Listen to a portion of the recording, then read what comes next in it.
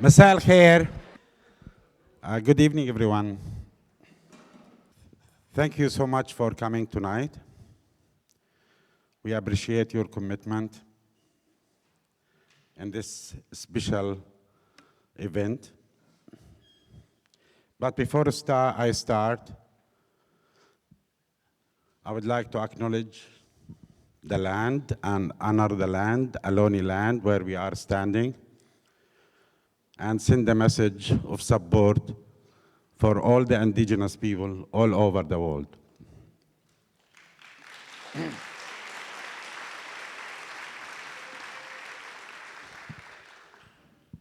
At the same time, we want to honor what's going on in Gaza. We want to honor the people of Gaza. We want to honor every human being standing and supporting the people of Palestine and the people of Gaza. Just today, the number is increased to 66,000 people, 538. Today alone, 67 people, they were killed in Gaza. And this is just since I checked the list. We have 168,000 plus. They are injured in Gaza. People, they are displaced from area to other area. So we are getting close to the time 2 years ago when this genocide started against the people of Gaza. Let us take a stand, 1 minute silent, if you can. To take 1 minute silent, please, if we can stand, and send a message of support and solidarity to the people of Gaza.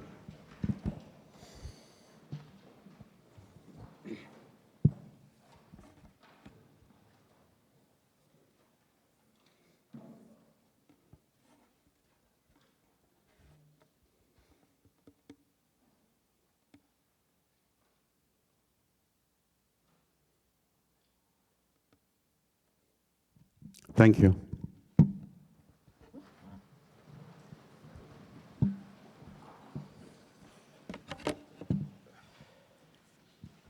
So before we start the event,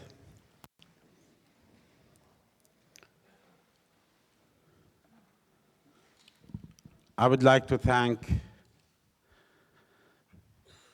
all our volunteers here. They are doing an amazing job.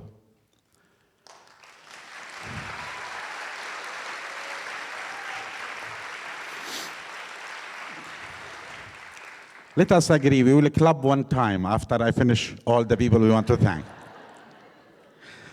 I want to thank all our volunteers. I want to thank all our security staff. Thank you so much to protect us and to keep us safe. We need it. Of course, I want to thank at the same time the church hosting us here. Thank you so much for your hospitality and hosting us in this church. I want to thank the DJ Ahmed, which he volunteering and donating his time for us. And I want to thank who's recording the event for the people they couldn't make it today, Smith Patrick. Thank you, Smith.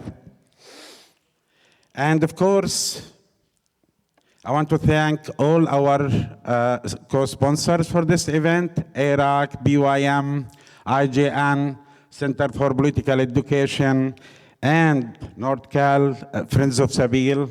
Did I miss anyone? No, I did it. All of them, thank you. Now you can clap, it's okay.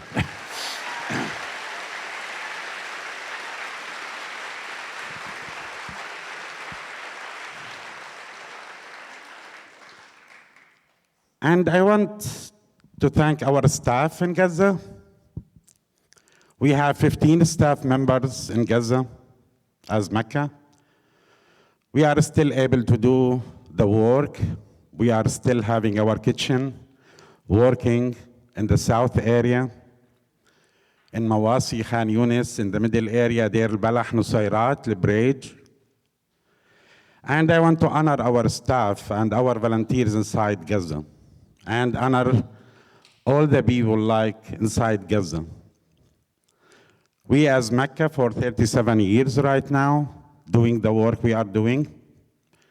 And of course, we are committed to this work. We are so lucky to have our staff in Gaza and in West Bank. And they are our leaders. They are the people in the ground in Gaza and in West Bank. With their initiative, they are teaching lessons about liberation and steadfastness. They are the people to deserve all the credit from all of us.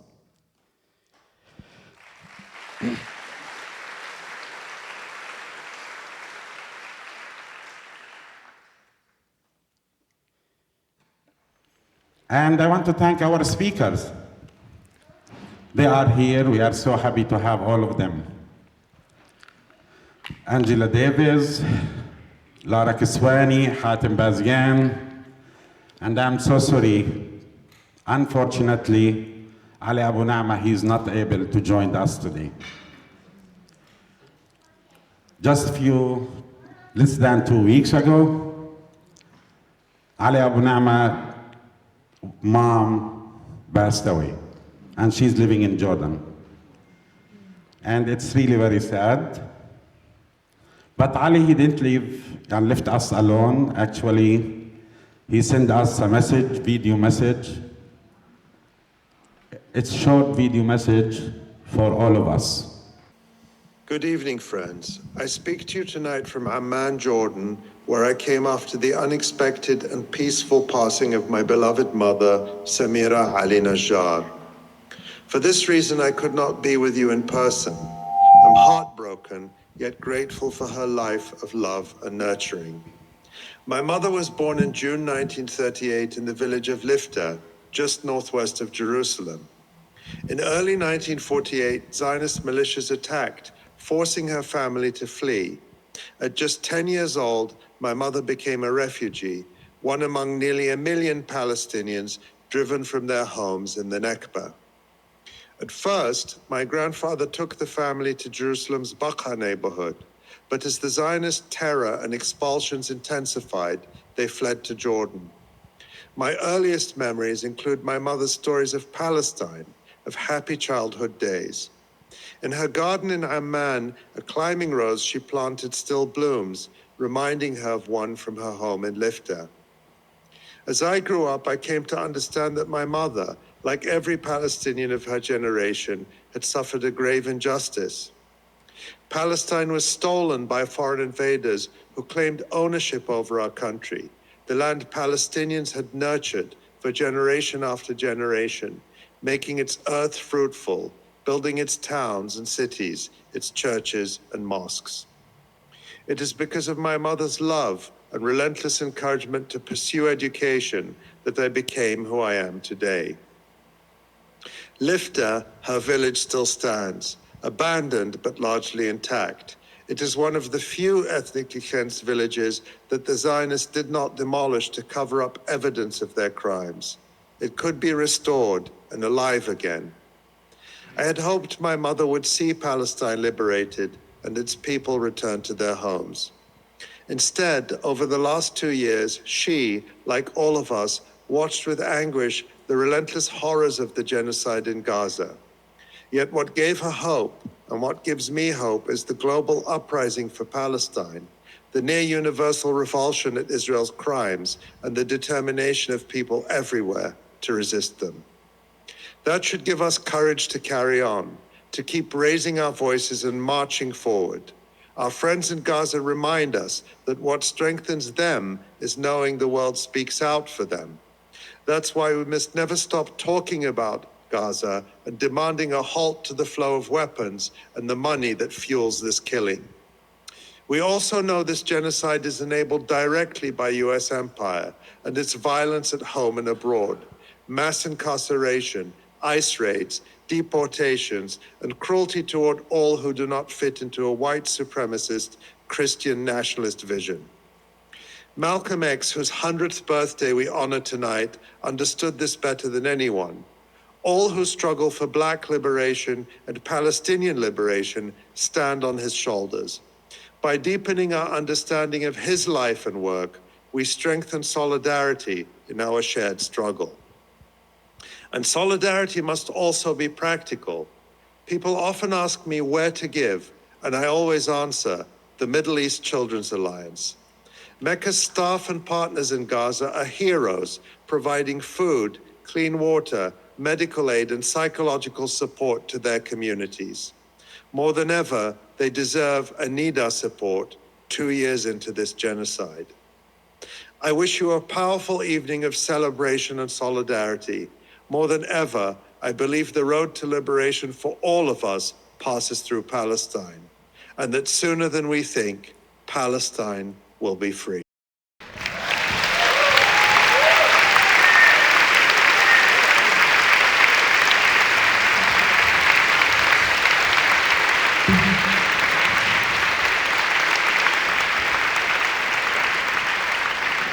Thank you, Ali.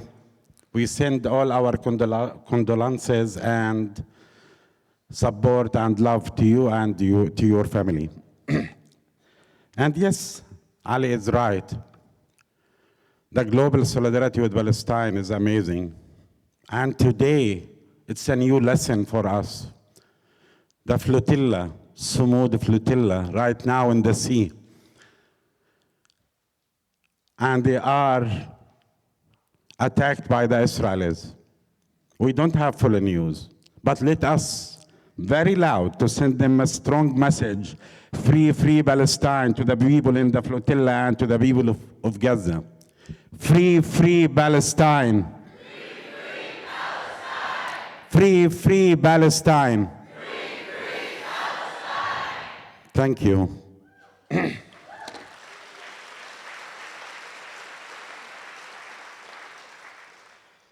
So to start our event, we are very honored to have this event. I'm calling one of our colleague, friend, sister, our leader, Lara Kiswani. She's the executive director of the Arab Resource and Organizing Center. I'm not going to introduce Lara, guys, right? But I will say we are so proud to have leaders like Lara. And as a Palestinian, we have an amazing Palestinian leader leading our movement right now in the United States and everywhere. Amazing Palestinian women. They are the main leader for us.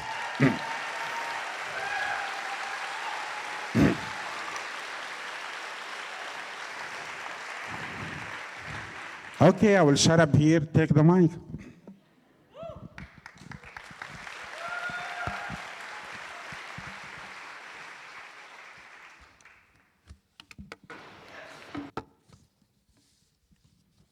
Good evening, everyone. Thank you to the Middle East Children's Alliance. I'm gonna start by saying this, so I don't end by saying this. Make sure when people reach out to you asking, how do I support people in Gaza? Who do I donate to? Support the Middle East Children's Alliance.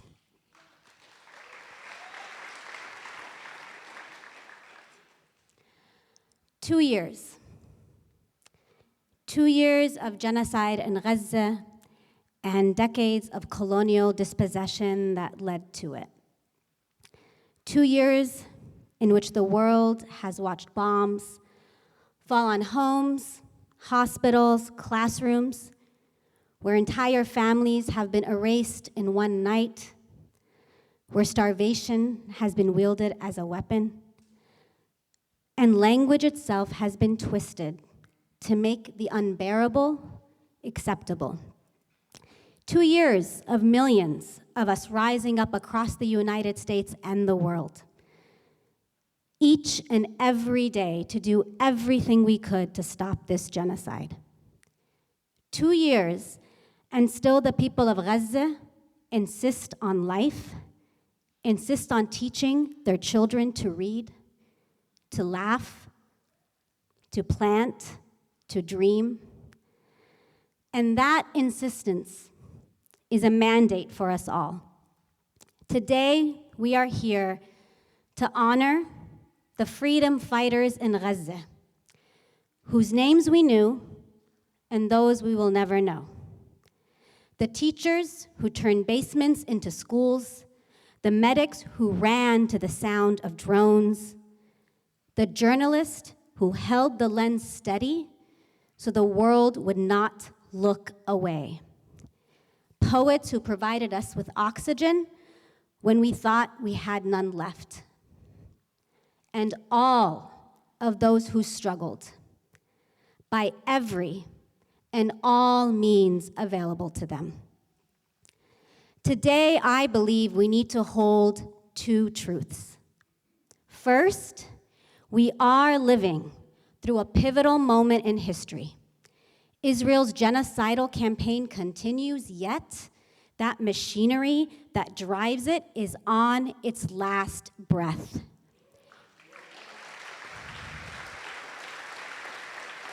Its legitimacy and its future is collapsing.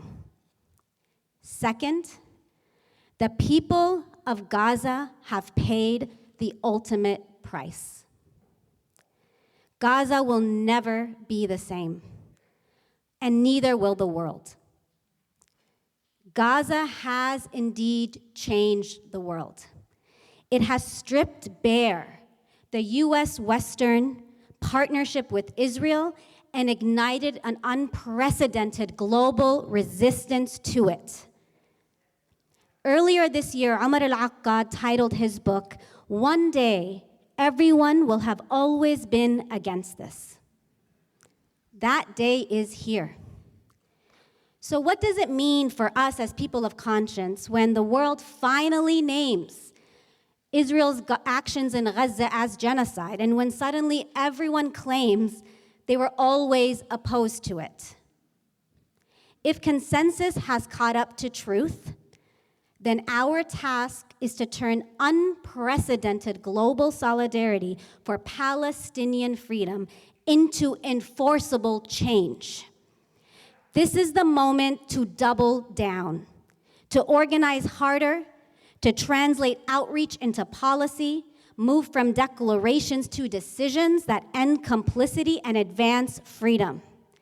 That means pressing boycott, divestment, and sanctions against Israel, drawing on lessons from our siblings in South Africa. It requires us to both be students and makers of history in this moment. And tonight's discussion will allow us to delve into some of these lessons, to learn from the solidarity of the past, to understand our movement today, and to fight for our freedoms of tomorrow. Tonight is about solidarity. It is a solidarity that knows our freedom is bound together, that no one is safe when an entire people is made expendable.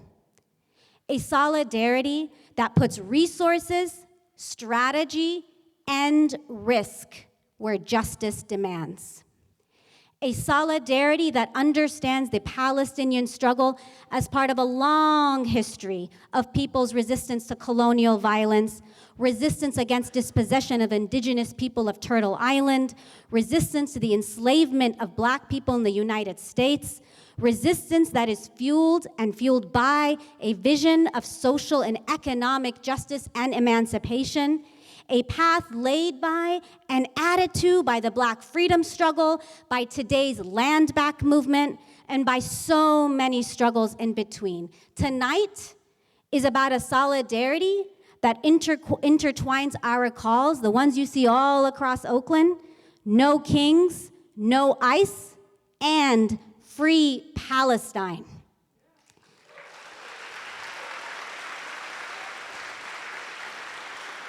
It is a solidarity in the tradition of Malcolm X, who taught us to be internationalists and to speak without apology. It's a solidarity that echoes Assata Shakur's charge to love and support each other, because we have nothing to lose but our chains. Their words are not just to be studied. They are instructions for living and therefore instructions for fighting. It is a solidarity rooted in the understanding that abolishing apartheid and fascism in Palestine is inseparable from an international fight for economic and political democracy, for education and healthcare for all, for right relationship to land, for the freedom of movement of all people, for the freedom of our political prisoners, and for social, gender, and climate justice shaped by working people.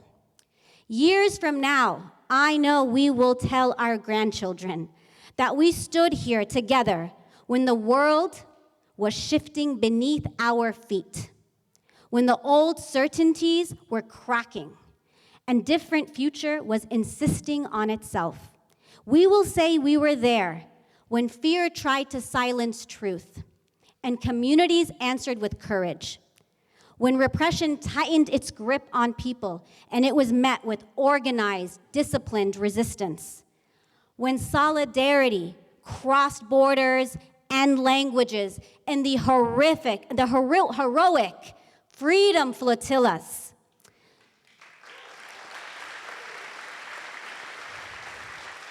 Let a thousand more flotillas sail. We will say we were there when the Israeli colonial apartheid project was crumbling. And we will know that our voices, our organizing, our refusal to look away, and above all else, the steadfastness of the people of Gaza turned a movement into a new common sense for the world.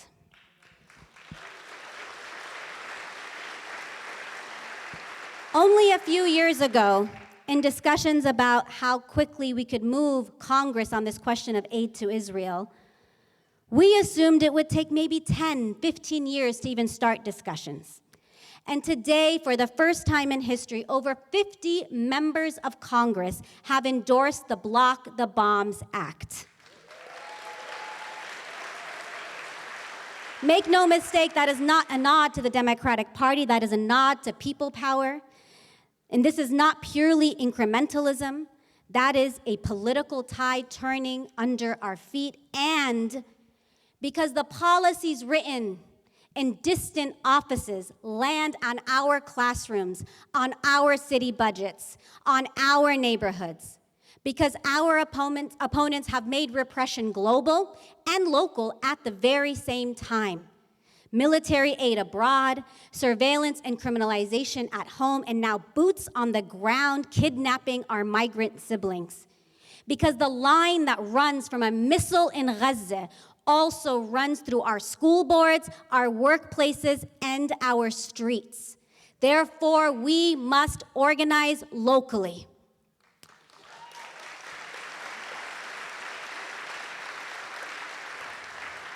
As we speak, California legislators are pushing AB 715, an Israeli lobby bill that would criminalize teaching on Palestine in California public schools, target our teachers, erase our students, ban truth about Palestine, and we are demanding, and I hope you all join us, demanding Governor Newsom veto this racist bill.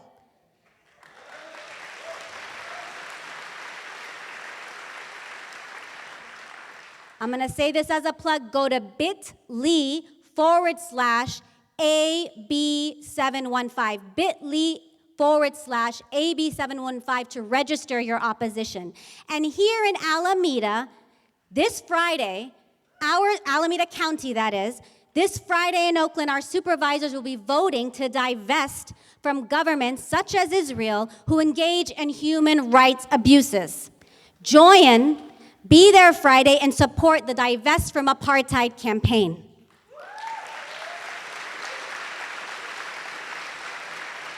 And even more locally, let us remember it was here in Oakland, well, it's controversial, but it was kind of here in Oakland that the city of Oakland birthed the Black Panther Party. And in more recent history, kicked out the largest police militarization program that had Israel training local law enforcement, and eventually defunded it altogether. It was right here that we stopped Urban Shield. It was right here in Oakland where we gathered the solidarity of port workers from ILW Local 10, a predominantly black union, to indefinitely stop docking, loading, and unloading of the Israeli shipping line, ZIM, 11 years and counting. And yet, I have some news for some people in the room. Right here in Oakland, right now, military cargo is being shipped to the genocidal state of Israel through the local Oakland airport through FedEx.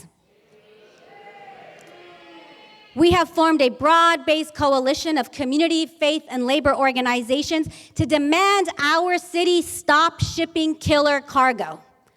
We demand our city actually align with its constituents, and we imagine each and every one of you, if you haven't already, will join us. So go to Arms Embargo Now, armsembargonow.com, to endorse, to plug in, to sign the petition, and join this critical campaign. So if you haven't noticed already, tonight we are regrounding ourselves and recommitting ourselves to this struggle. Tonight is a call to action. We are choosing courage over comfort, clarity over euphemism, and discipline over spectacle. And we're gonna leave here with some work. We are witnessing the beginning of the end of the colonization in Palestine, not because empires suddenly grow a conscience, but because people's organizing continues until empires cannot function. Our task now is to shorten that distance between the beginning and the end. That is what each and every martyr in Gaza deserves. That is what our children deserve. So tonight we're gonna learn from those who taught myself and many of us in this room what it means to be in solidarity, what it means to fight against all odds, and what it means to force change. So, without further ado, I'd like for you all to join me in welcoming Dr. Angela Davis and Dr. Hatem Bazian to the stage.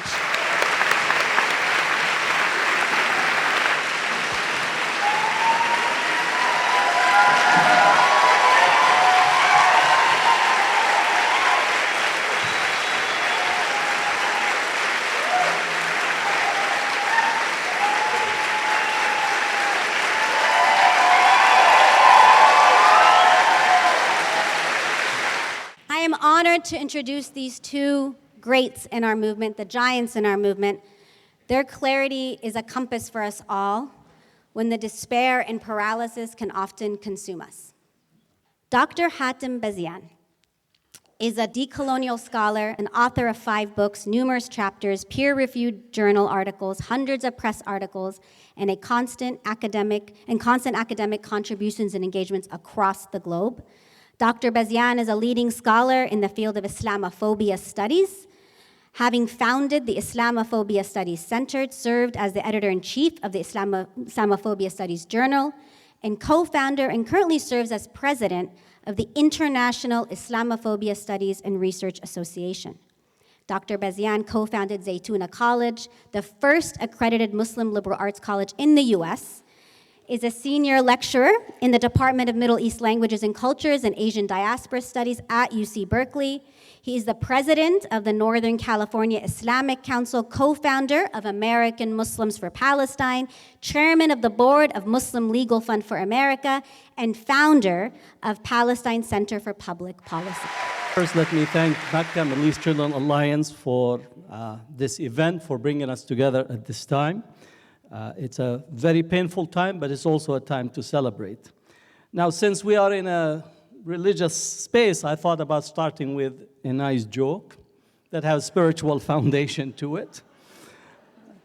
I don't know if you followed the news, but Trump have appointed the High Commissioner to Palestine, Tony Blair.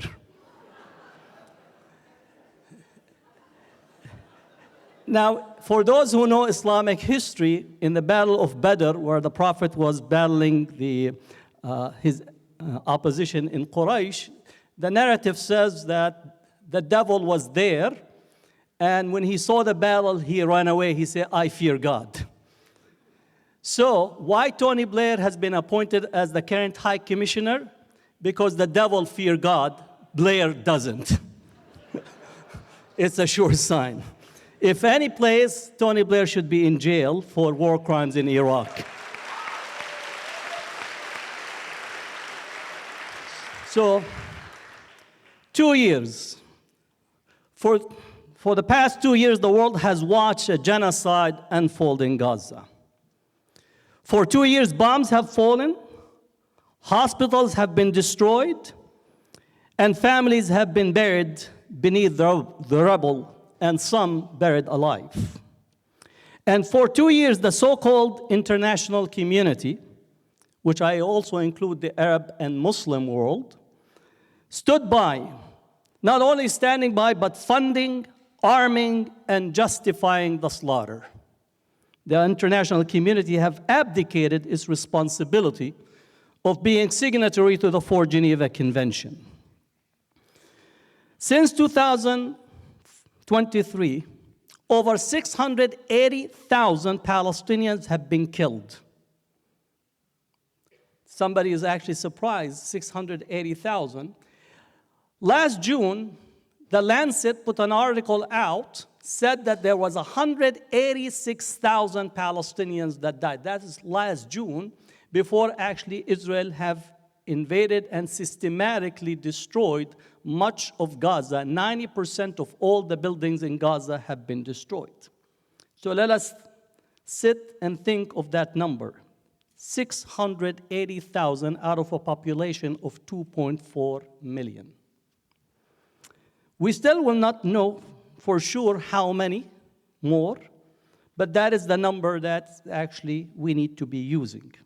Even Israeli press have indicated 220,000. And if they admit to 220,000, you know that is actually underestimating the real number of the genocide. Entire families erased, generations gone. The majority are women and children. Gaza has become a graveyard. But also, Gaza is a mirror for the world. Reflecting back to the world and the brutality of empire and the hypocrisy of those who preach human rights, including in universities who teach peace and conflict studies, but never utter the word genocide. Never actually teach about Palestine. Progressive, except for Palestine, we could see it in real time. You don't need to go far in order to identify it. Naming genocide. Let us be clear, what's happening in Gaza is not a conflict, not a war, not a place where you have a dialogue, where you could understand where the other person is at while coming back from serving in the Israeli army and how bad they feel because they killed people in Palestine. We all have to collectively act as a Dr. Phil for empire. This is genocide. If you don't know how to spell it, we could teach you how to spell it in so many different languages, in Arabic, in Persian, in Turkish, in Urdu, and the language that you have erased. Is genocide what is taking place, and we need to acquaint ourselves of what is taking place in Palestine. It is the systematic destruction of a people through bombing, starvation, displacement, and denial of medical care. Now, you know that we have the 4 Geneva Convention, right? Something that the world have written after World War II. It's an obligation of every signatory to act when acts of war crimes and genocide is actually documented. We don't need Trump to act. He is obligated to act. We don't need Stormer in the UK to act. He is obligated to act. And don't let me start on the Arab and Muslim leadership. Post-colonial edifices that have no backbone to actually speak truth to power, but accepting to actually turn their money over for empire as it demands on them. We need to call it for what it is. The time of obfuscation is long gone. We need to actually call any individual that does not say genocide and does not act on the Geneva Convention to be co-producer of the genocide. Complicity is one level. Co-production of genocide is a different level, and that's what we're having, co-production of genocide in real time. In the face of this horror, Palestinians continue to resist. They continue to affirm life. They continue to remind the world that even in the shadow of death, there is dignity in the struggle. No one can actually look at the Palestinians and say this is a people with dignity, with history, and resistance in ways that never were seen or thought of before. What makes this moment different is not only the scale of destruction, but the scale of solidarity. From the first days of the genocide, people around the world have filled the streets. Millions marching in London, New York, Johannesburg, Jakarta, Santiago. Students have built encampments. Students have actually shifted and made a tipping point because of their courage, because of their solidarity. Because they understand the lessons that are taught. What does it mean to be an ethical person? Not only reading theory, but applying theory. Not reading for Geneva Convention, but applying the convention. Not reading the Universal Declaration of Human Rights, but applying the Universal Declaration of Human Rights. And to see university chancellors, presidents, board of regents, not only silent, but defending genocide and weaponizing anti-Semitism to target students across this country.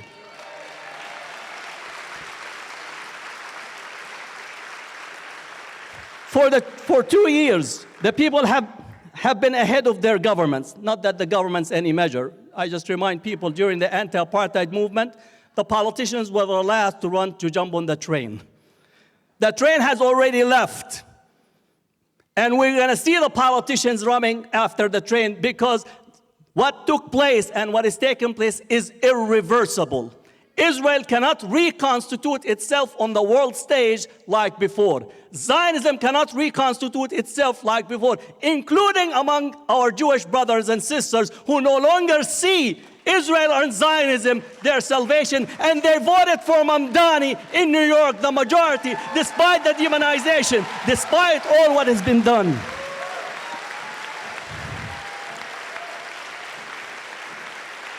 For 2 years, the cry of Free Palestine has grown louder, sharper, impossible to ignore.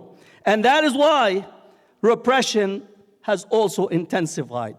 Because those in power know that this is not just about Gaza, it is about the unraveling of empire itself. It's about all of us, everywhere, that are recognizing what is taking place.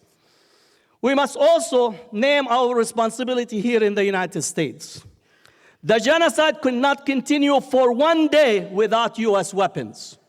The genocide could not continue for 1 day without our weapons, without the transport from Oakland, without the transport from across different parts of this country. We are co-producers of genocide. It's not Netanyahu that is calling the shots. We are calling the shots. It is the US money. It is the US diplomatic cover that allows this to continue. Billions of our tax dollars have been sent to Israel, while schools close, while housing collapses, while healthcare is denied to millions here. The same planes that drop bombs on Gaza patrol our skies. The same companies produce the same weapons. The same companies that profit from weapons and profit from policing our communities. The same empire that seeks to crush the Palestinian resistance seeks to crush black liberation, indigenous sovereignty, immigrant justice, and labor power. Is the same configuration of empire, and we need to actually connect the dots and connect our solidarities.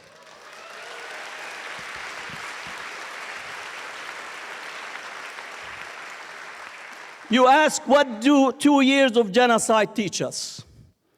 They teach us that empire has no limits to its cruelty. Empire has no limits to its cruelty. They teach us that silence is complicity. Silence is complicity, whether at the university, the city council, or in the job surrounding. If you don't speak on the genocide that is taking place, you are complicit. And that's what the genocide teaches us. Also, the past 2 years teach us that solidarity is not optional. It is survival. Some were quiet when Palestine said it does not concern me. But today we see ICE all over our communities. Today we're seeing the military is going to be deployed across different cities and towns to train. We see the complete elimination of diversity, equity, and inclusion. We see the targeting of black, brown, and yellow people all over. We see the rolling back of our civil rights. We see the dismantling of the civil rights gains, right to vote, the Immigration Rights Act, and the civil rights. It's complete dismantling the struggles that people have gained over the years. So it's not only about Palestine, it's about all of us, and that's what we need to understand. Silence on Palestine makes you to be actually silence on others. And that's the lesson that the 2 years of genocide teaches us. They also teach us that cracks are forming. The legitimacy of the Israeli state has been shattered in the eyes of the world. We have reached a tipping point. The credibility of Western government is collapsing, or whatever is left of it. The myth of liberal democracy is exposed when it justifies genocide in real time. Genocide, for the first time in history, it's live stream genocide. You cannot ignore it. You could buy TikTok, but you cannot erase the images of the genocide. You could buy TikTok, but it cannot silence the world. You could control the flow on Instagram. You could shadow ban people, but you cannot shadow the conscience of the world that witnessed, that saw in real time what is taking place. We are living in a rapture, not in the religious sense. A moment where history can shift, and it shifted. But only if we organize, only if we sustain the pressure, only if we build movements strong enough to outlast the news cycle and the repression that is unfolding in our cities, towns, colleges. 2 years of genocide demand not only mourning, but action. It is okay to mourn, but get up and act. The hero that you're waiting for, it's you. Get up and change the world. The hero that you're waiting for, it's you. Get up and change the world. That's what history tells us. That's what this genocide tells us. We must escalate boycotts, divestment, and sanctions. Don't allow people to say, I don't feel comfortable. I am not your Dr. Phil to make you feel comfortable about genocide. It is time for you to get up and act. We must demand an end to all U.S. aid to Israel. And you cannot sit with a Democrat and allow them to say, we're only going to be stopping offensive weapon. What is an offensive weapon in the case of genocide? Don't allow them to actually fish between the lines. Total end to U.S. aid to Israel. I don't want my tax money to fund genocide and to fund Israel.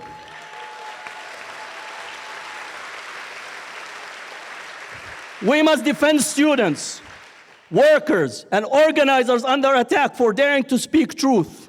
We must weave together the struggles, Black, Indigenous, migrant, climate, labor, women, and everyone that is struggling. We must be a weave of all our struggles in order to be strong and to change and transform the society and end the machinery of empire. And we must remember, liberation is not immediate. Liberation is not immediate, but is inevitable. Liberation is not immediate, but it is inevitable.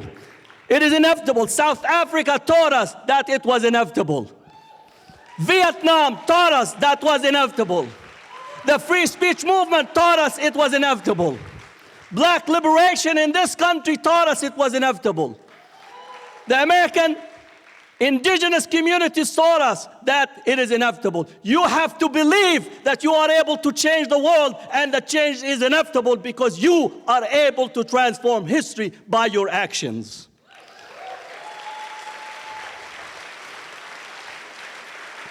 Now, Palestinians also teach us, after 75 years of dispossession, 75 years of erasure, 75 years of complicity of the world community, including the Arab and Muslim world, that we are struggling and we're here and we're not going anywhere. Get used to it. I'm gonna wrap up. 2 years of genocide. 2 years watching and mourning and resisting. But history is not finished. You remember this guy, Fukuyama, he said the end of history? That tells you that the person who wrote that book with the title does not have the basic intelligence and logic to say and put a statement of that type on a book. He had to apologize for it and says, I was wrong. So, history is not finished, and we know that. And we are not powerless. Our responsibility here now is to ensure that the death of hundreds and thousands of Palestinians are not in vain, but become the fire that forges a new world. That's our responsibility. A world where Gaza is free, a world where Palestine is free, a world where all people can live in dignity, justice, and liberation all together. Because as Palestinians remind us, to exist is to resist. And we are here to say, we resist together. We live together. We organize together. And we transform the world together.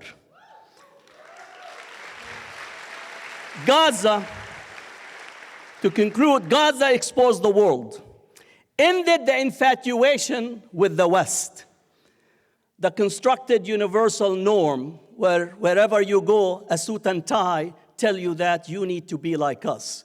Those days are over. The infatuation with the West as the universal norm is done with. Take your cue from the new universal norm, which has a Palestinian flag or a watermelon.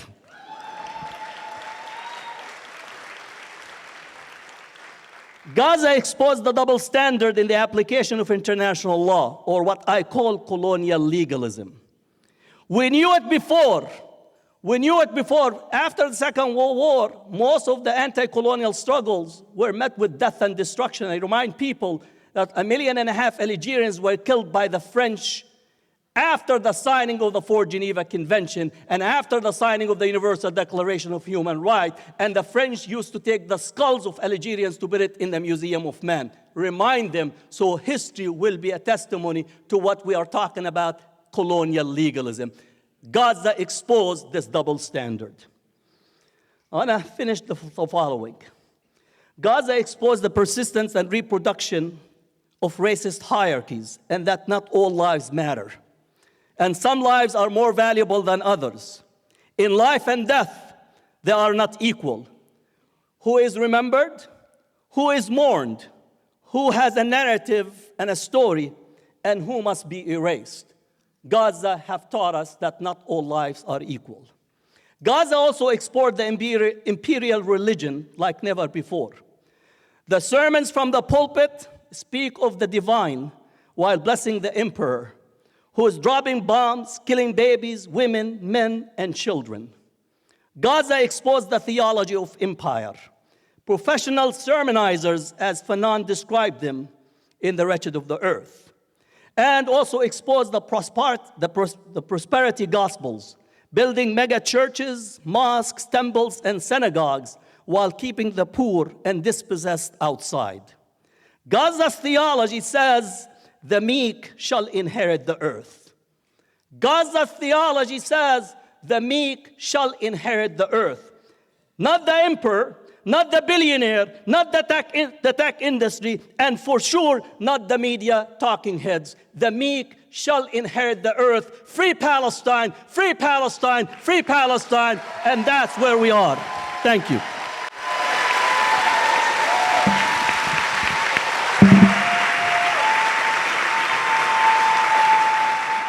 Dr. Angela Davis is a professor emerita of history of consciousness and feminist studies at University of California, Santa Cruz. An activist, a writer, a lecturer, her work focuses on prisons, police, abolition, and the related intersections of race, gender, and class. Her most recent books include Abolition, Feminism Now. She's a founding member of Critical Resistance, a national organization dedicated to the dismantling of the prison industrial complex. Internationally, she's affiliated with Sisters Inside, an abolitionist organization based in Queensland, Australia, that works in solidarity with people in women's prisons. Like many educators, Dr. Davis is especially concerned with the general tendency to devote more resources and attention to the prison system than to educational institutions. Having helped to popularize the notion of the prison industrial complex, she now urges her audiences to think seriously about the future possibility of a world without prisons and to help forge a 21st century abolitionist movement.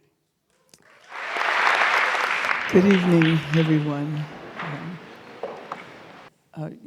I was talking to Hatem before the event began and reminiscing to, when was that, the 70s? Late 80s. Oh, that's right, you're not that old. And he was a student at San Francisco State, and I was teaching at San Francisco State.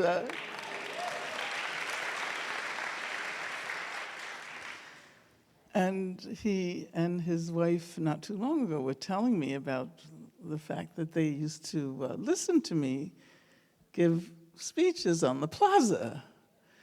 And I said, oh yeah, now the tables have turned.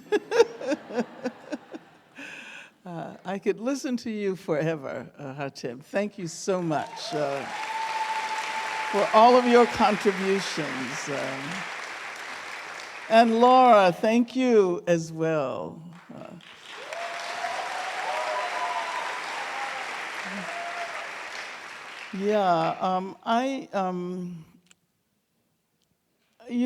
During these times, we really need gatherings like this. We really need to come together in order to remind ourselves that we are on the right side of history.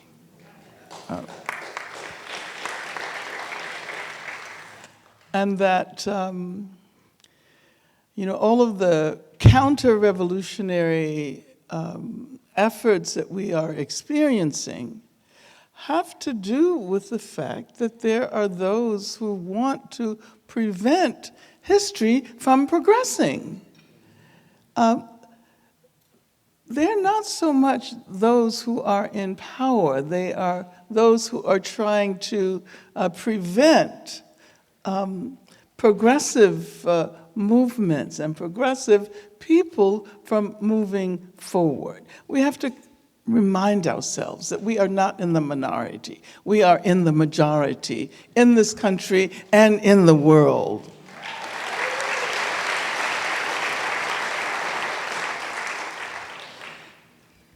So let me say that I'm really extremely happy to be able to participate in this event, which celebrates the important work of the Middle East Children's Alliance.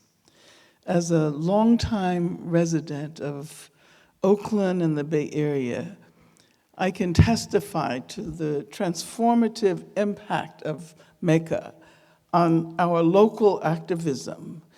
And as someone who has always attempted to develop an internationalist consciousness, I can testify to MECA's invaluable contributions to ongoing struggles for children, for life, for liberation, and a better world in Palestine and in other countries in the Middle East. I remember the very early days when Barbara Lubin's contagious excitement brought people together around the new organization that she and Howard Levine were co-founding. Now, I can't imagine what the last decades might have been like without the work of the Middle East Children's Alliance. And I felt especially proud when I visited Palestine in 2011 with the delegation of indigenous and women of color, feminist, scholar activists. I think I got it right. I might have moved some words around there. And we actually saw the consequences of the work MECA was doing, and especially in the Hesher refugee camp. Now, given the dismal state of the US government,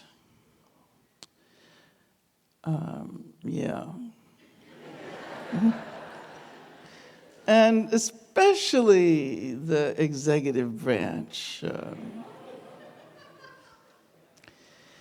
and considering their efforts to destroy all of the victories that progressive movements have made in the areas of racial, gender, sexual justice, it is, again, as I was saying before, so important to constantly remind ourselves that what they are doing is fundamentally a reaction to our victories. They are trying to turn the clock back. And there are certain things that, unfortunately, they are able to do, as we have seen, especially in the judiciary. But they cannot change how people themselves have transformed over the last decades. They cannot change that. And it seems to me that the very best example of these changes can be seen in the new collective consciousness regarding Gaza and Palestine. And of course, now we know that we have to learn how to grieve and celebrate at the same time. And as Hatem was saying, we are watching a genocide unfold before our very eyes. I'm not sure what the number of Palestinians in Gaza killed. The number that they give us is 60,000, but as you pointed out, it's probably much, much higher than that. And this is only over the last 2 years. Even one life would have been too much to lose.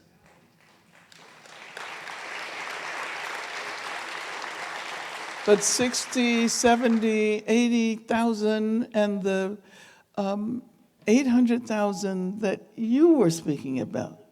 The 680,000 that Hatem referred to.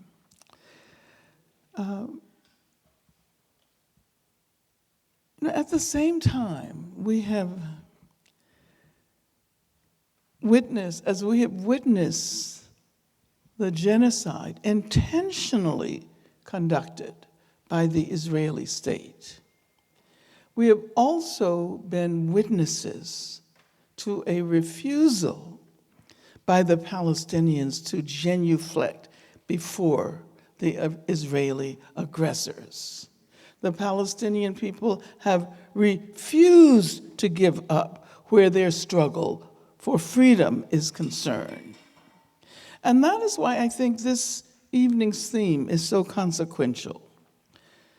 The legacy of Malcolm X and Black-Palestinian solidarity. Malcolm urged us here in the US to broaden our sense of who we were. There are a few of you I see who are old enough to remember that era, and that's good.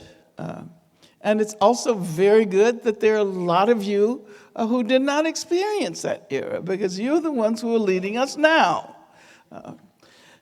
But Malcolm urged us to expand our sense of who we are, that we were not simply people who lived in the United States of America. We were world citizens.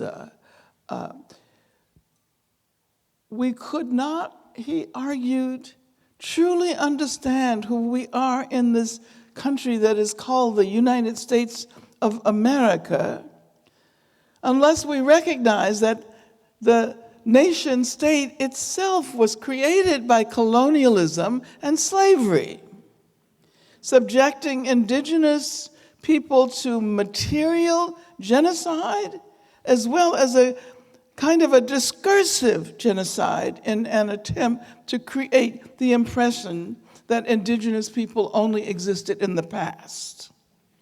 But indigenous people are still here and are still calling upon us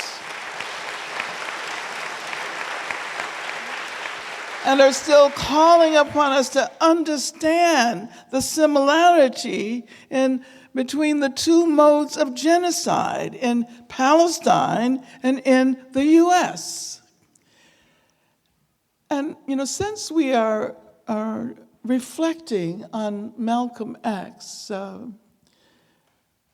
I, also want to ask us to think about the contributions of Assata Shakur.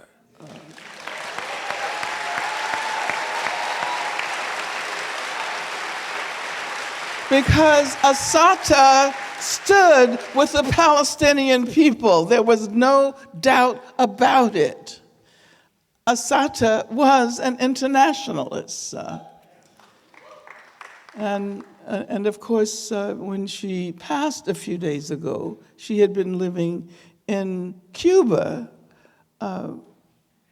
for the last 40 years. I think I'm getting my numbers right. The thing is, once you've been around so long, the decades kind of shrink, and you can't tell the difference between 5 years and 25 years. But that's a good thing. That's a good thing because, perhaps when that happens, you're able to see trends, and you're not ensconced so much by what exists in the present. Not everybody who reaches this age. But Black people in this part of the world, in the Western Hemisphere, were not meant to survive slavery. When Black people were enslaved, the enslavers did not have a sense of who Black people were except within the context of slavery.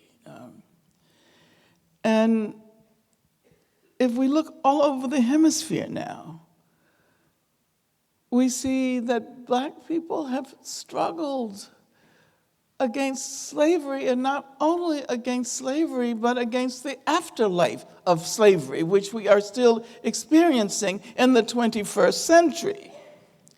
And, I just, want to point to the fact that we're here now because Black people refuse to give up. Absolutely refused.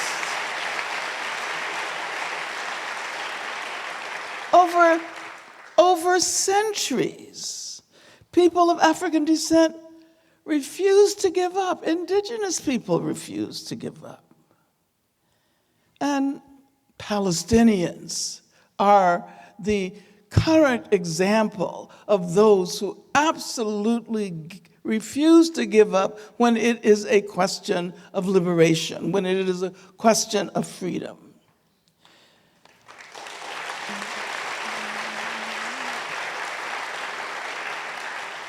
And I suppose many of you have read about the recent polls that indicate that the majority of people in this country now oppose sending additional economic and military aid to Israel. And that is because of the work that you have done. That is because of the work that students have done. That is because of the work that people who have stood with the Palestinians over, not simply since 2023, but over years and decades. And right now,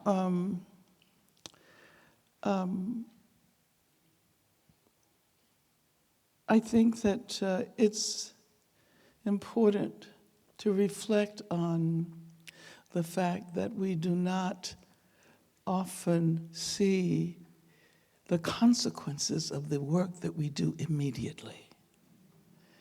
And because we live in a capitalist society in which everything is supposed to be immediately crystallized as profit, I mean, that's the example of the immediate consequences of what one does. And the world doesn't function in that way. It doesn't happen like that. And it has taken, when students began the encampments, it was not only as a result of the organizing work that was happening at that time. It was because of the work that had been done 10 years ago, 20 years ago, 30 years ago, 40 years ago.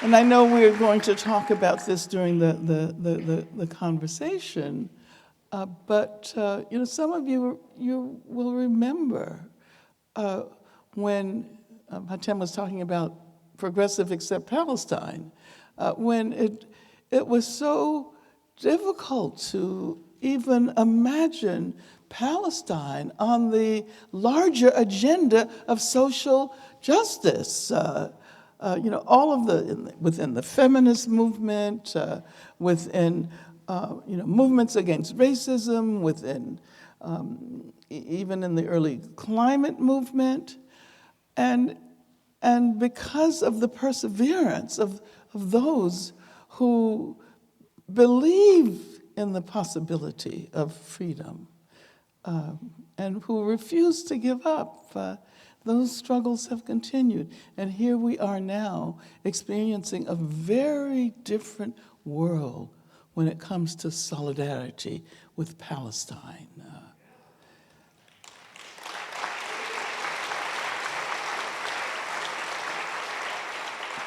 And now Palestine is the center of the world. It is the infinite hope of people everywhere. And I want to conclude by just reading a short passage that I wrote. It was for the Jewish Voice for Peace conference that happened last May. Because I think I was going to write something like this, but I said, I already did that. So this is what I shared with the conference. No matter how much destruction, no matter how much death, no matter how much genocide, the Palestinian people will simply not surrender themselves, their history, their culture, their land. Through our tears for all that the people of Palestine have had to endure, we offer our deep gratitude for showing us what collective commitment means, for showing us what it means to stand up against racism and fascism, for letting us know that when they persist against all imagined obstacles, bombs, enforced starvations, blocked aid, propagandistic lies, they are persisting not only for themselves, but for all of us who try to stand up against tyranny and fascism and its expression in MAGA, but also against cowardly university administrations. Palestine persists. Palestine persists for our collective future, to try to prevent the seeds of racism and colonialism and heteropatriarchy from being planted there. The people of Gaza and of all of Palestine persist not only for their own future, but in order to better prepare us for the global democracy we deserve, for Haiti, for Congo, for Sudan, for all of us.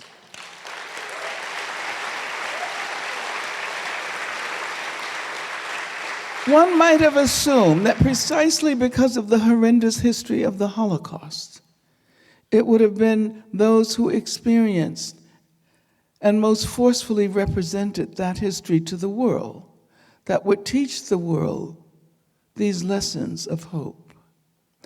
But we have learned how harmful it is to assume that oppressed people, if they focus only on their own oppression, if they work only for their own salvation,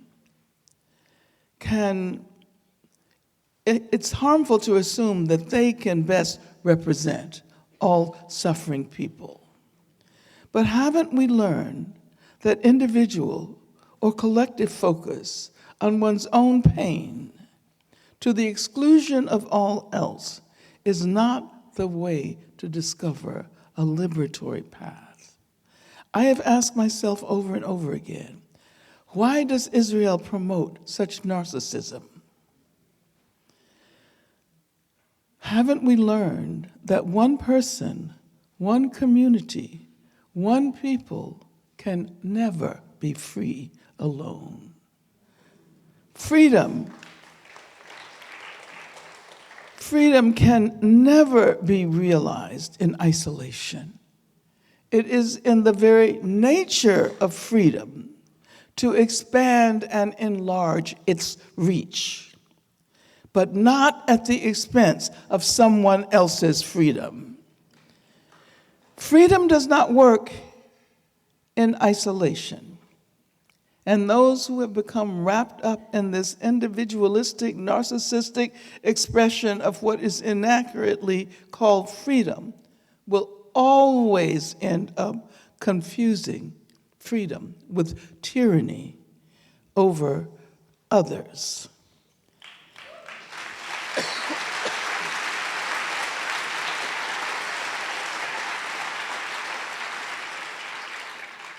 Always remember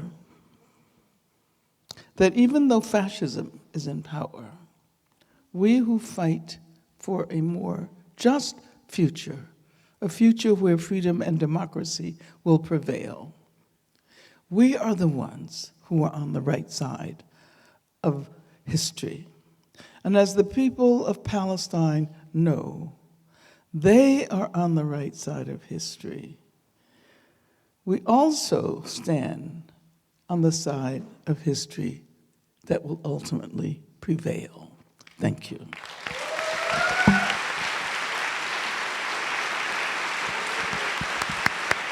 Thank you.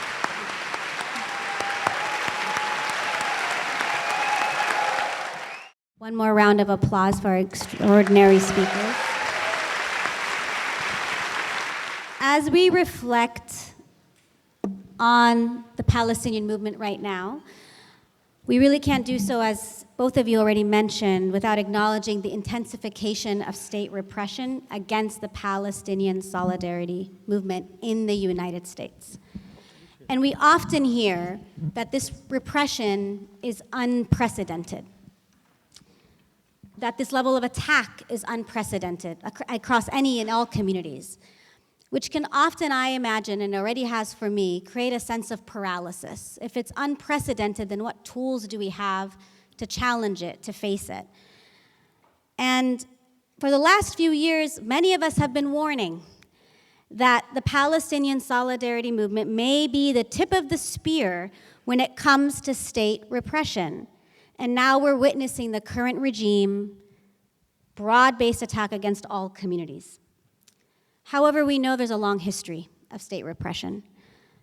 And you yourself, Angela, were a victim of that state repression and a political prisoner in the early 70s, targeted for your role in fighting for Black freedom struggle during a time of COINTELPRO, a covert program, right, meant to dismantle, to disrupt, to neutralize, and destroy social justice movements. And today, the federal government is being quite covert in its aims to do the same. And Hatem, you too, are perhaps one of the most targeted professors in the United States as it relates to speaking out for Palestine, organizing for Palestine, producing knowledge on the question of Palestine, and you continue to persist.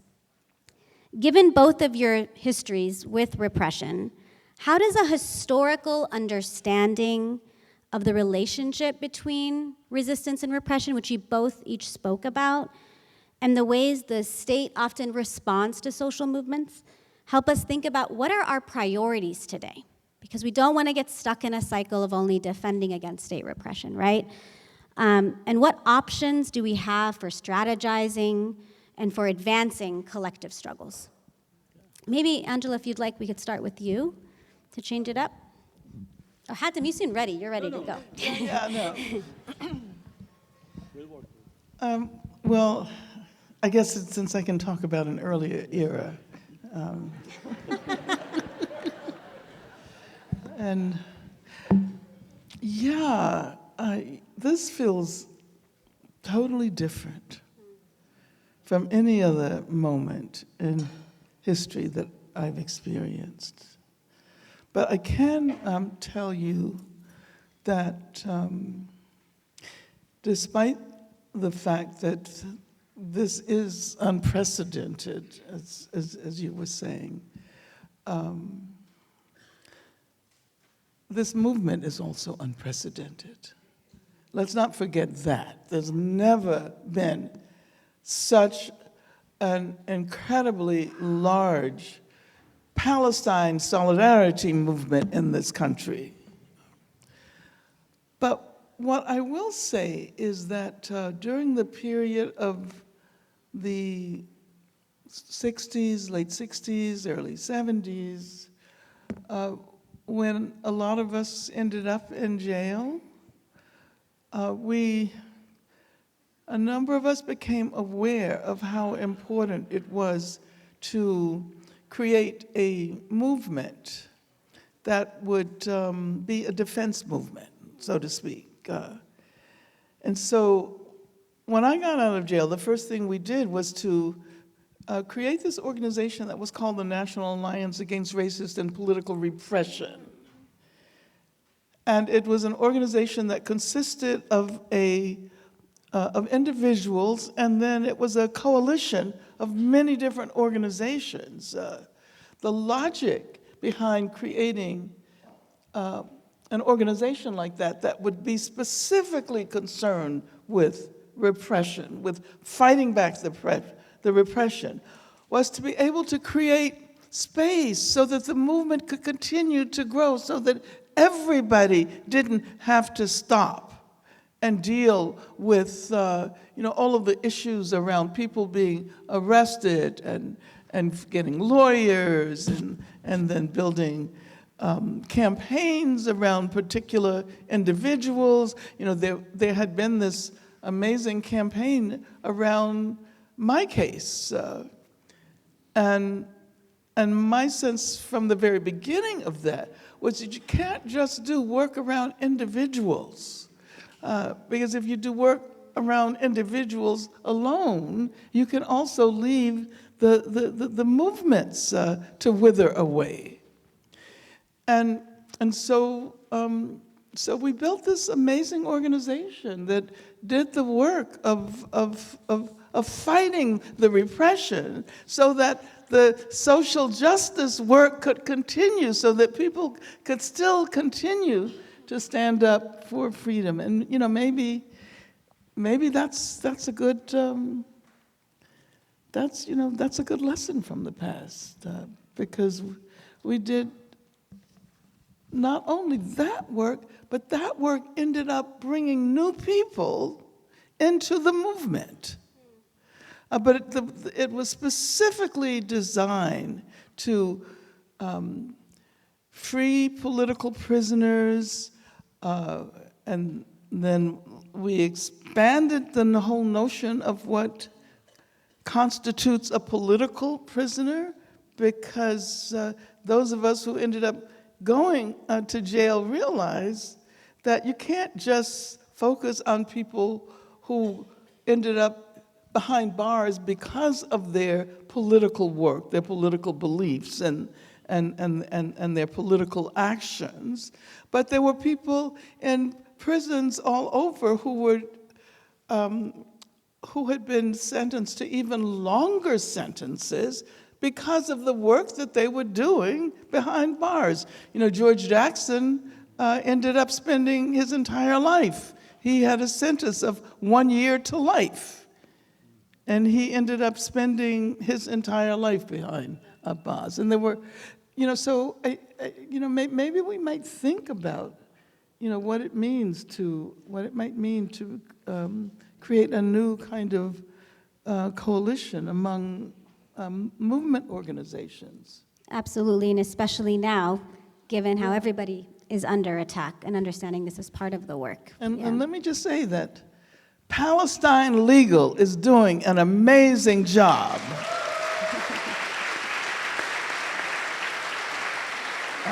But Palestine Legal needs to be supported. They can't do everything. Yes. Thank you. Hatem? The moment we are in is unprecedented because it's touching every part of the society, right? Repression in students, repression in the workplace, total surrender of the judiciary, especially the Supreme Court. Is just making what you're not allowed to use race for admission to universities, but you could use race to pick people out of the streets. That's unprecedented, right? Now, nobody told them that this is inconsistent in logic, but we'll keep that for another day. It's unprecedented also in terms of thinking about the long history and trajectory. We talk about the infrastructure for the war on terror, which started actually by Clinton with the passage and the signing of the 1996 the Death Penalty Act and the Anti-Terrorism and Death Penalty Act, which was an omnibus bill.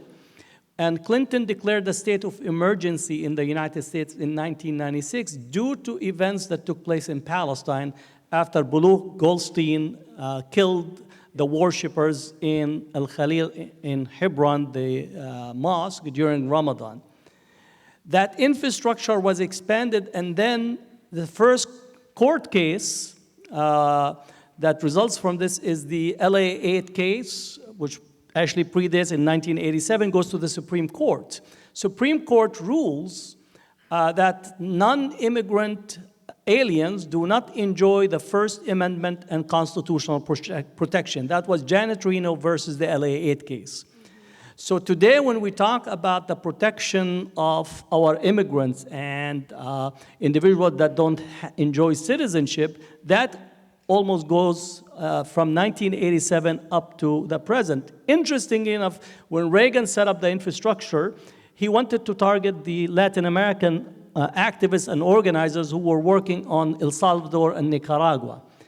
but they actually arrested the Palestinians, 7 Palestinians and 1 Kenyan, because they felt that they could rewire the law by using a group of people that nobody would like to associate with. And that was the longest held case that ended up rewiring our First Amendment rights.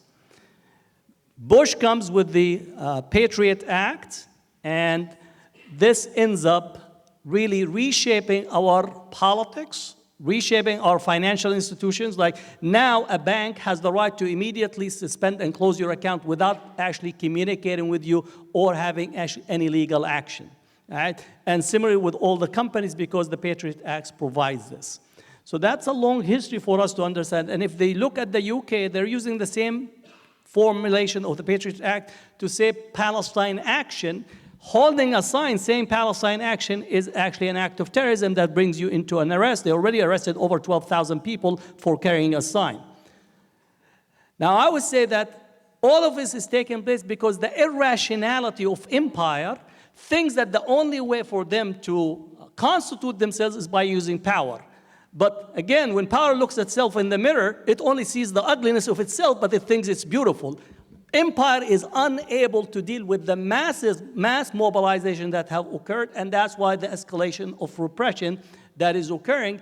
And I also want to mention that if you are dealing with Palestine at this point, you cannot actually fail to recognize the critical role of the South Africa anti-apartheid movement, right? Nelson Mandela's role. You remember when he came in here to visit in New York, Borough Manhattan Community College, Ted Koppel, right, wanted to score points. So he says, your friends are Castro and Yasser Arafat. And Nelson Mandela looked at him and said, you don't tell us who our friends are, right? Meaning the United States, which was the last to come into the train, and even when Nelson Mandela was coming to the United States, he was still actually registered in the United States as a terrorist, right? So that history is anti-apartheid movement, and then jump to George Floyd. George Floyd rewired the young generation consciousness. We thought about the movement in here, but in Belgium, they were taking the statues of King Leopold. In South Africa, they were taking the statues of Gandhi. Now, don't be shocked, because Gandhi was a colonial administrator in South Africa. Right? Students in the UK were taking down the statues of Winston Churchill. I know people quote Winston Churchill. Winston Churchill was responsible for the Natal famine and the genocide of almost 13 to 14 million Indians during his period as a minister of colonies, and then later on during the Second World War, where he directed all the food supplies from India to the armies. So the George Floyd movement also broke the consciousness and really provided a rapture. And on that 30-year, 40-year arc right now, we're seeing the results. Don't be caught in the moment, but look at the arc of the history that brought all these movements together that now is transformative in the history that we are living to. But continue to work, because history is being made and changed. The repression is attempting to turn the clock back. They've always been, making America great again was the theme from way back.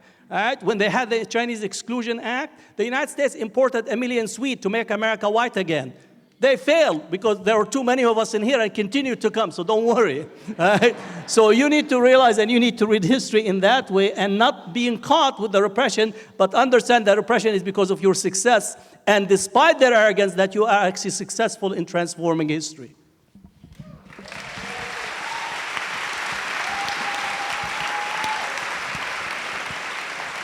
So I want to get to the history question in a second, but I just want to draw out a few things that I think are really important for us in this moment as the executive orders are dropping, memos are dropping, trying to create a divide and conquer tactic, specifically around also the Palestine question, because it would be very easy for progressives and liberals to then shy away from supporting Palestine, when actually now is the time to pour into that question, because there's lessons to be drawn and ways to reinforce our solidarity, to have a united front to the repression we're facing.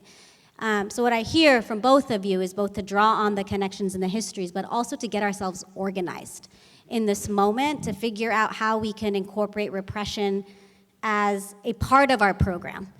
Always, right? Not just when the attacks come, because recognizing that's also an indication of our strength. But going into this question of history, and both as scholars, movement scholars, we've talked quite a bit about this tipping point, that this is a moment, there's unprecedented solidarity. We've talked about some examples, Algeria, the South African apartheid struggle. I'm curious if you could share if there's particular lessons from the past that we can learn from in terms of when those ruptures happen. As people engaged in struggle, I imagine everyone here is part of some movement, and everyone here is doing what they can to stop the genocide, but also fight fascism.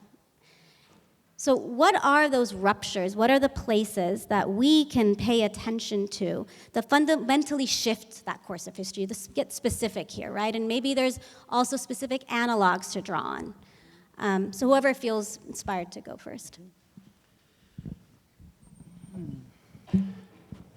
Well, you know, I think there are some lessons to learn from what we have not done.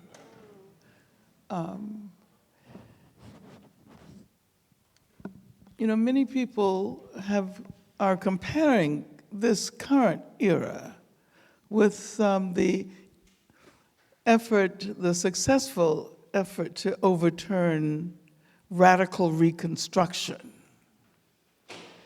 And I mean, I think we need to, you know, look at the similarities between those two eras.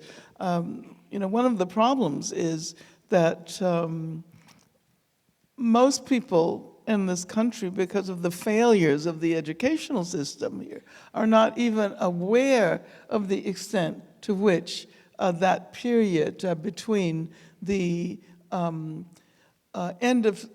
so-called end of slavery, you know, you can take 1865 or you can, you know, to 1877 when radical reconstruction was overturned, that was the most progressive era, the most radical era in the history of this country, not only for Black people, but for the majority of people. This is when public education was established in the South.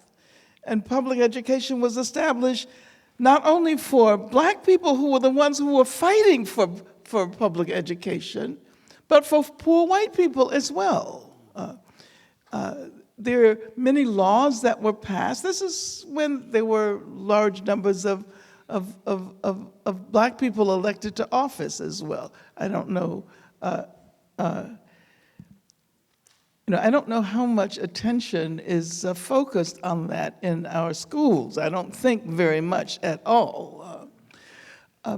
But we should have been able to predict what might happen now by looking at that history.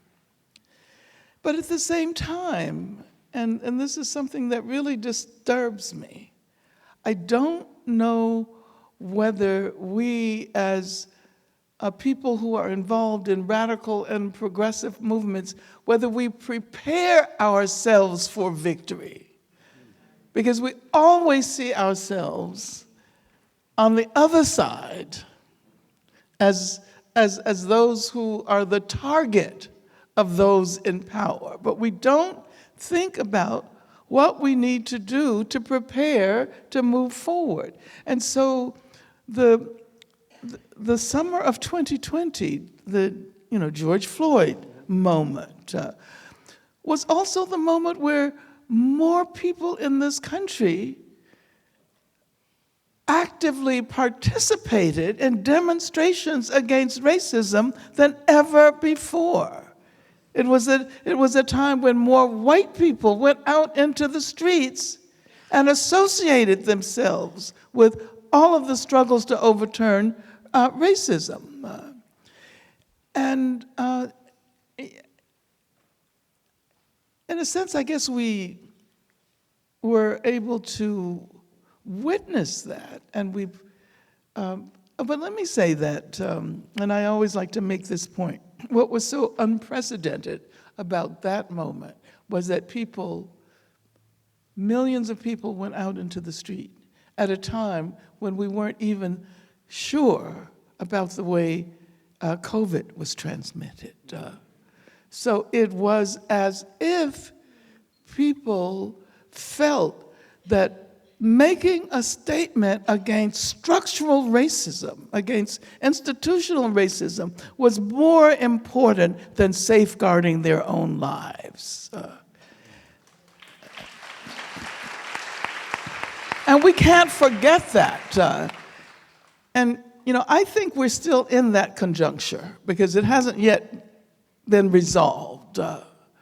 There are those who are trying to consolidate fascism, but that hasn't happened yet. The point that I was making is that we don't really prepare ourselves for victory.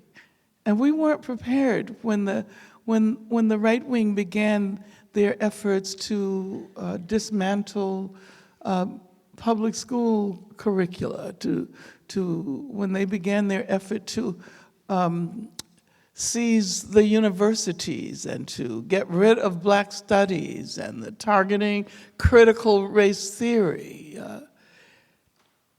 And I think we should have been able to predict that. But we didn't think far enough into the future to imagine ourselves as being able to consolidate our victories. And that's something I think that we really need to reflect on, because it was as if this amazing moment arose when history could have been radically transformed.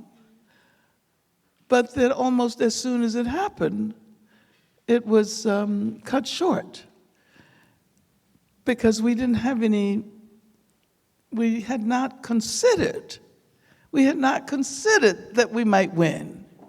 And that if we did win, then there would be a counter-revolution and that we would have to protect ourselves against it. So that's something that has been really concerning me over the last period. And I just want to put that out there.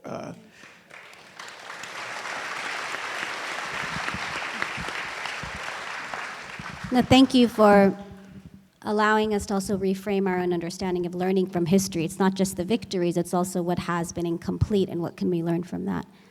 Hatem? If I'm going to look back at history, I think we have only idealized maybe one line of history, which is the protest movement. Again, I'm all for protest, that's my part-time job. But the movement has multiple tracks to it, and I think we need to take account of these multiple tracks, right? So the legal track, the electoral track, the public policy track, the transnational track, the union track. All these tracks have to be thought of in a methodical, strategic way, and not to think. I'm also very cognizant, because people say, what are protests gonna do? Protests are important, but they have to fit within a larger strategy.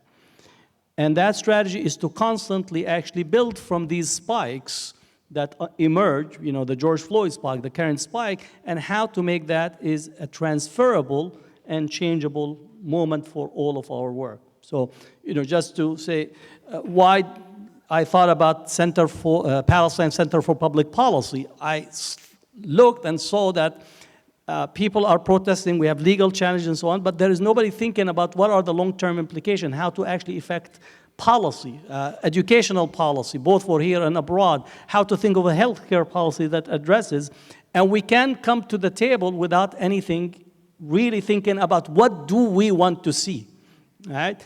And you cannot do that on the spur of moment. I will give what you call consideration to the right wing. They've been working on this moment from the 1960s. So the moment that you are seeing today, that began literally after 1967, 68. And they've been methodically working through think tanks, which are increasingly tanks without much thinking, but they've been actually doing systematically from then to build this moment and the strategy, and now you're seeing its implementation. So we have to think on long term, because this transformation occurs over a long term, and you're gonna get lumps, you're gonna get punches, you're gonna get losses, but what are these steps that are actually there? Luckily, today we have some of these institutions, and we need to strategize, learn from the past, but also take stock of where we are, and never ever think that you are an individual alone. You are part of the global majority. Once you know that, then you act upon it, all right? Whoever is standing in front of you represent a minority point of view. They represent the minority point of view, even in their own circle. Like maybe their mother will not invite them on Thanksgiving, but they think that they're great. Right? So you need to actually think that you are part of the global majority in the world and strategize for those moments. And I think those moments will be real and will be transformative. You have to strategize. Our opposition strategized since 1968, and now what you are seeing, the outcome and the results. We have to take a similar type of understanding in terms of our approach.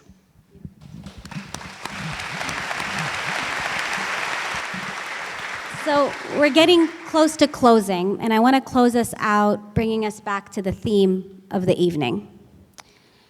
If you could each reflect on your early history, for you, Angela, working in solidarity with Palestine, what was that moment? Hatem, the same for you in terms of working in solidarity with the Black freedom struggle. I've learned greatly over the years from both of you. As an undergrad student, Hatem, I remember when the second Intifada and working and learning from you as a student about what it means to build multiracial coalitions, right? And understanding our struggle situated within that. And Angela, as some Black abolitionist feminist who's taught so many of us of how to understand the struggle against imperialism as part of that. But if you could share about those early days and then offer us, in closing, any thoughts, wisdom you may have for how we can understand the possible future ahead based on that reflection. Because it is truly so inspiring to think about the Black-Palestinian solidarity, but it's not just about slogans, it's not just about history, it's also about what it offers in terms of possibility. So yes, on that note, reflecting back, and then perhaps offering us some wisdom as we look forward. Do you want me to go first? I'll let you go. If I want to reflect back on San Francisco State, and I think, anybody here from San Francisco State? I saw my brother Oz in the back. I don't know if he left. Oz, where are you? Oh, here we go. All right, so Oz. All right. So in San Francisco State, again, at the time, we put together what's called the Progressive Coalition. And the Progressive Coalition was the large students of color organization on campus, including Central American Solidarity Committee, which was reflective of the progressive landscape, SKIN, Student Council of Intertribal Nation, Pan-African Student Union, Black Student Union, Filipino Students Collegiate Endeavor, Asian American Students, GUBS, General Union of Palestine Students. And we created a coalition first because we realized that the student government have a lot of money, and they were spending it on funding the fraternities. All right? So this is my money, Black students' money, Asian students' money. Oh, I wanted also La Raza also was part of the coalition. We actually sat down and put out a platform, and we said we're going to run student government together, and we're going to rotate the presidency. Every year, one of the students of color will actually have the right to run a president, and then we actually fulfill the other positions with the understanding that the budget will be taken, which was at the time, you think about a student government budget about $2 million. So it's not what you call cheap. Most of it was running for fraternity parties and so on. If they want a party, that's good. There's like free marijuana places on Telegraph. That's their problem, right? So we actually ran a slate, mobilized the students, and took over the student government by getting elected. We changed the priorities. So we actually funded an expansion of the child care because we have many students of color are working and their mothers and fathers, they don't have childcare, so we actually built a childcare and funded it in order to give the students discount in who have children, and some who could not afford will actually go there. We put actually funding for, at the time, AIDS was very widespread. So we actually put an office to help students on need for counseling as well as support. So that was there. We also found that students have a problem with rental and rent, so we actually hired a part-time lawyer that comes on campus to provide counseling on students for their rental agreement. And then each student group, we allocated for them enough funding to do their cultural events and so on. And then we discovered, as we got students' government, we found that the university president has his hand in the cookie jar. And that was a big cookie jar. You know, the cookie jar was the bookstore. And the bookstore, by increasing the prices on the books up and down, the cookie jar could be filled. Who buys the books are the students, right? So we actually ran another election to sit on the board of the Student Union Governing Board, which run all the business on the campus, including the bookstore. Right? We said that we need to renegotiate the agreement from the university because it's taken funds from the students, right? And then we found out that the Earthquake and Emergency Fund was being used to run birthday parties for what you call the higher-ups. And how we got that, again, because we stood with the unions and certain individuals began to give us the information in our mailbox because we were running a progressive agenda. Right? So in here, thinking about the solidarity and coming together 9 student groups, developing a platform, which, you know, took time to actually develop the platform and then being able to run these programs. Also Project Rebound, which we actually set up a project to go to the prisons to help our black and brown brothers and sisters in the prison so they will be enrolled at the university. So when they come out of jail, they have already a path toward education. Because if you come out of prison and you come back to the same set of cultural, social norms, you're not going to be able to succeed. So that's a project that we funded. And it still exists right now. And we hired the former prisoner, Brother Raymond at the time. We hired him because he knows exactly what needs to take place. So that's on a microcosm what is being done. We need to think globally but act locally. We need to go back to these city councils that have all these resources that they give it to developers. The fact that you build a higher building doesn't mean that you actually solve the issues in our streets. You can't actually think of homelessness where we have 80,000 empty units in San Francisco and we say we have a problem of homelessness. We don't have a problem of homelessness. We have a problem of lack of imaginations.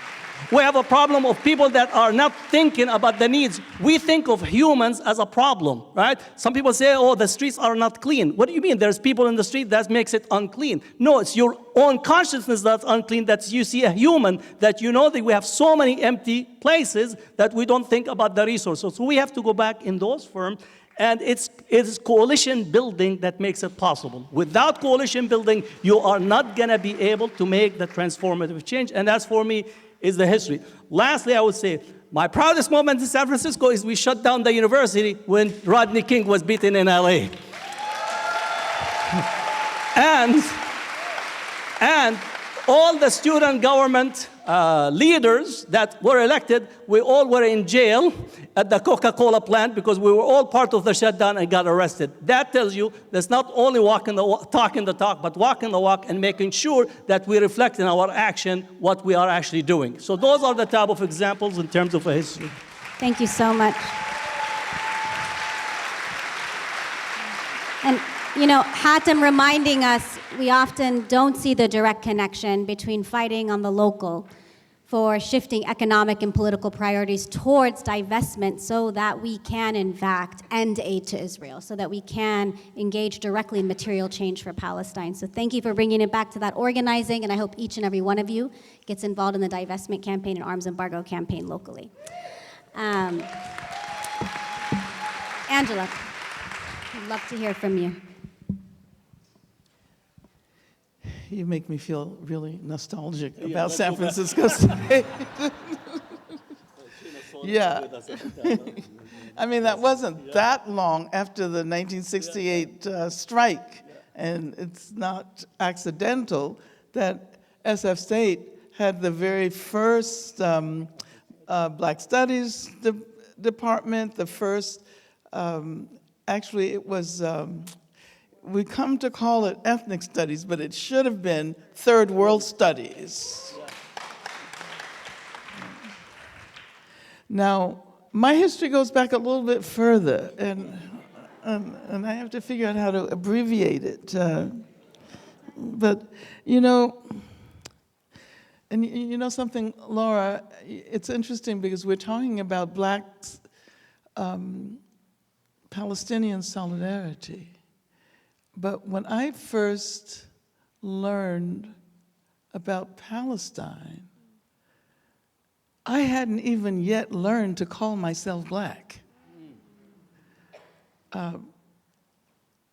In the early 60s, we were still using the term Negro, right? So I say that because you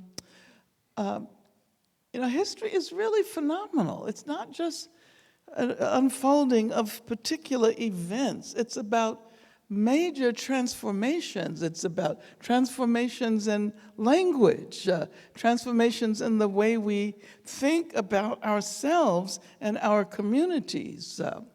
So my first encounter with Palestine was at Brandeis University, where I was a student, a Jewish university.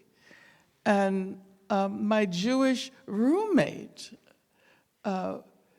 began to tell me about the evictions and, you know, the horrors that were associated with what everybody was celebrating as the founding of the State of Israel. Brandeis University was founded in 1948, the very same year as the State of Israel. And so I didn't think about it in terms of Black Palestinian solidarity. I think I began to think of more in terms of internationalism. And then I'm just going to say a couple of things about particular moments. When I was studying in Germany, I was a member of the Radical Student Organization. It was called SDS, but not the SDS here. It was Sozialistische Deutsche Studentenverbund.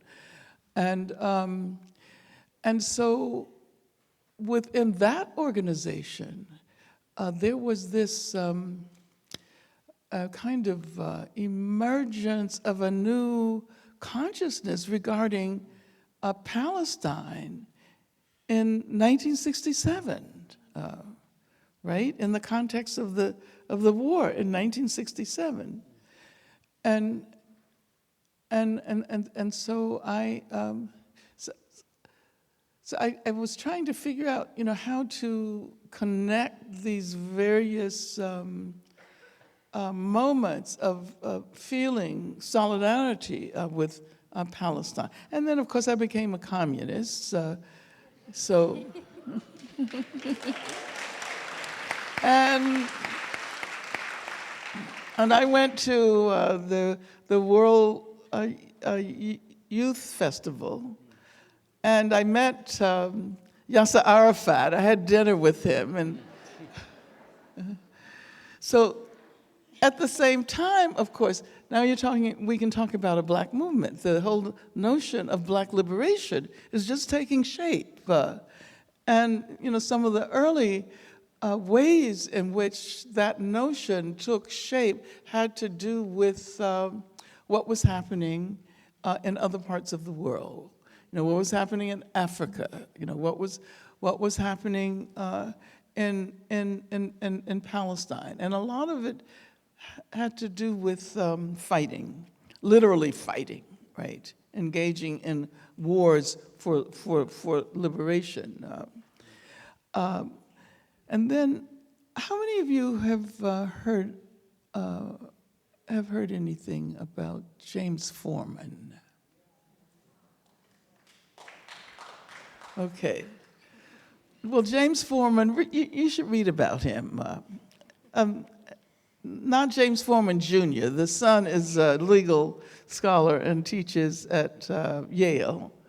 But his father was active in SNCC and became actually the international affairs secretary of SNCC. And in 1967, again, SNCC encouraged all of its members to do political education around Palestine. If you go online, you can see the SNCC newspaper, and you can see the whole spread on why it was important to study and learn about, what was happening in Palestine, and the critiques of Zionism that are there. Go, look at it. So, I could continue, but we'd be here for, the next couple of hours. I guess what I'm saying is that for some of us who had inclinations towards socialism or communism, those of us who were anti-capitalists, those of us who saw Black liberation as it evolved, not in terms of Black capitalism, there were those who were encouraging that here, but in terms of international movement for liberation, that there was no way that we could not stand in solidarity with Palestine. The power of Zionism, which is not just about a separate movement, it's about capitalism. James Baldwin pointed out that the state of Israel was constructed primarily as a Western outpost to safeguard capitalism in that region of the world. So that's kind of been a part of my political consciousness, and I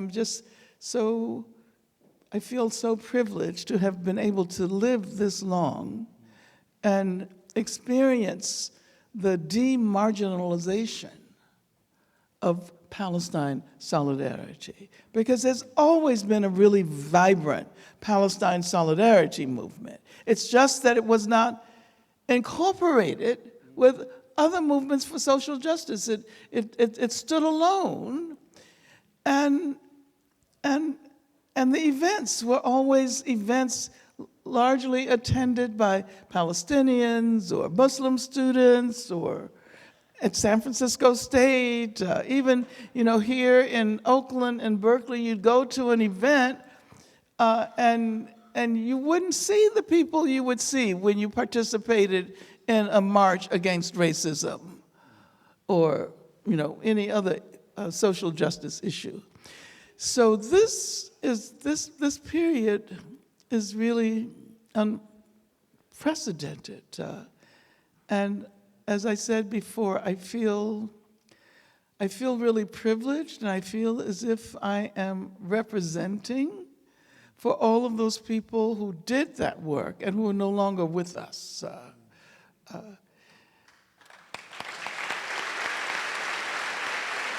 Because it helps us to understand, just as it's important to think about our own identities as being informed by solidarities with people who are struggling in other parts of the world.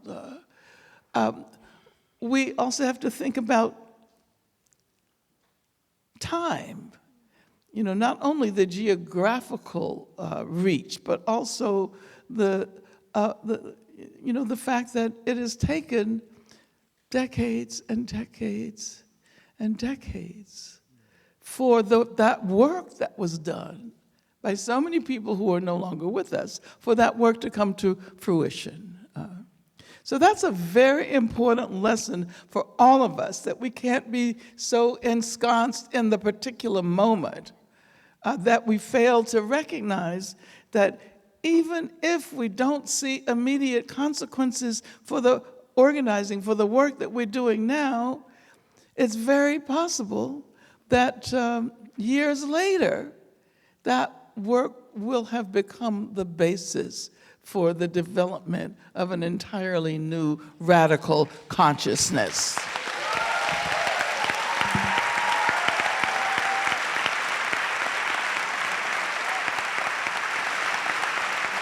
Thank you both so much. Thank you all for being here. Before we give it one last round of applause, please welcome back Ziad Abbas from the Middle East Children's Alliance.